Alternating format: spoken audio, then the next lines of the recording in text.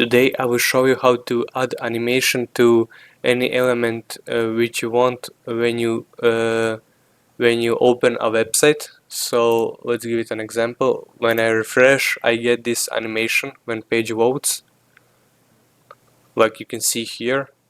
So to do that, we will use these two sections, About section and Executive Team section, because they don't have any animation, and we will add some to these two. So to do that, we will animate these images, headings and text. So first you click on an element which you want to animate.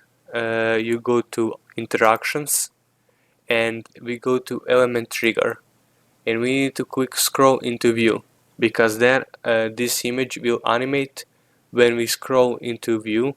So when we scroll down, this image will animate like other sections. Let's give it an example. You see, we scroll into view and it animates. So to do that, we click scroll into view, we click select action, and we will choose slide. We will choose slide from the left, and we will give it offset 20%, and we will click preview. Like you can see, why do we use this offset? We use it because we don't want to animate image right away. We want it to wait a little bit before it animates. So that's why we use offset. I will give you an example now. Let's refresh it. And like you can see, we got this image animated. If we put bigger offset, like 70%, it will take longer to animate, because we will need to scroll more into view of the image. I will show you now. So you can see it doesn't show here yet, and now it shows. So we will give it an offset of 20%, which is alright. Actually, let's give it 50%, and that's it. Now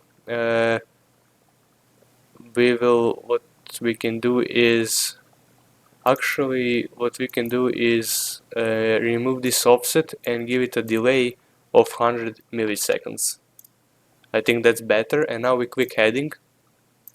We also click scroll into view. We click slide from the right, and let's give it a delay of 150 milliseconds. And we will now animate this text. Scroll into view, slide from the bottom, and let's give it 200 milliseconds. So now you can see what we did.